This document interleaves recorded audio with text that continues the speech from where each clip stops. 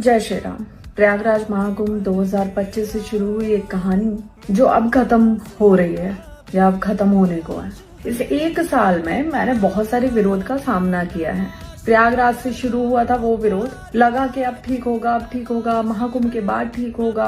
लेकिन मैंने जो कुछ भी करने की कोशिश की धर्म के रास्ते पे चलते हुए, मैं क्या कर रही थी? मैं कोई गलत काम नहीं कर रही थी, मैं चोरी चकारी नहीं कर रही थी, मैं लूटपाट नहीं कर रही थी, मैं बलात्कार नहीं कर रही थी। लेकिन मैं जो भी धर्म के रास्ते पे आगे बढ़ने के लिए कर रही थी उसे बार बार रोका गया, मेरा मनोबल बार बार तोड़ा गया। जिनको लगता है कि महाकुंभ से अभी तक मैंने धर्म को धंधा बना के करोड़ों रुपए छाप लिए, मैं आज बहुत उधारी में हूँ। और धर्म में आने से पहले जब मैं एंकरिंग कर रही थी, मैं एक प्राउडी एंकर थी। मैं अपने प्रोफेशन को बहुत गर्व से बोलती हूँ कि मैं जो कर रही थी बहुत अच्छा कर रही थी और मैं उसमें रह के बहुत खुश भी थी। देश से ज्यादा विदेशों में काम करके अच्छा खासा पैसा कमा रही थी। लेकिन यहाँ आने के बाद सिर्फ उधारी के अलावा कुछ नहीं बचा मेरे साथ। और सबसे बड़ी बात कि किसी का साथ भी नहीं है। आज मैं ये सब आपको क्यों बोल रही हूँ? क्योंकि मैंने लगातार इस एक साल में जो कुछ भी करने का प्रयास किया है उसे रोका गया है, उसे तोड़ा गया है, उसमें विरोध उत्पन्न किए गए। और यही सेम चीज इस बार माघ मेला में भी मेरे साथ हुई है, जिसकी वजह से मैं बहुत ज्यादा हताश हुई हूँ।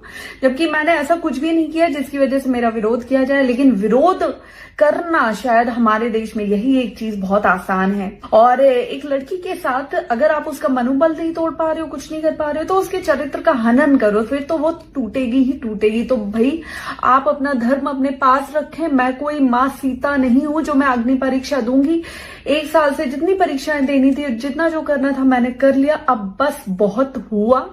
अब इस मौनी अमावस्या पे माघ मेले में मैं अपना स्नान करूंगी और उस स्नान के साथ जो धर्म पे चलने का संकल्प मैंने लिया था, उस संकल्प को मैं पूर्णतः विराम दूंगी और वापस अपना पुराना काम करूंगी, जिसमें ना ही कोई विरोध था, ना ही कोई चरित्र हनन जैसा काम था और ना ही उधारी थी। मुझसे अब कोई भी युवा, कोई भी भाई बहन ये बोलेंगे ना कि हमें धर्म से जुड़ना है, हमें धर्म के रास्ते पे चलना है, तो मैं यही बोलूंगी कि सबसे बड़ा धर्म है अपनी फैमिली से जुड़ के रहो, अपने परिवार में रहो, अपने घर के मंदिर में पूजा करो। इसके अलावा किसी को मत मानो।